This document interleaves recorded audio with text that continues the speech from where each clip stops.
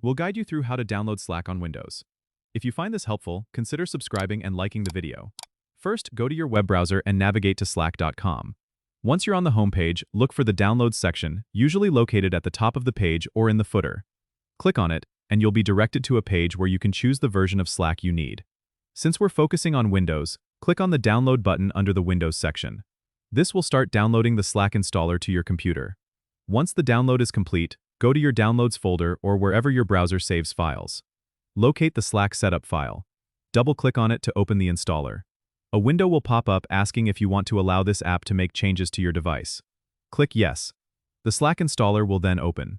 You'll need to follow the on-screen instructions, which usually involves clicking Next a few times until you reach the Install button. Click Install and wait for the installation process to complete. Once done, click Finish to close the installer. Slack will now be installed on your computer, and you can find it in your Start menu.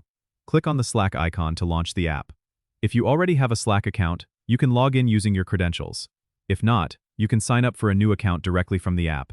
And that's it. You've successfully downloaded and installed Slack on your Windows PC. Don't forget to subscribe and comment if this helped you out.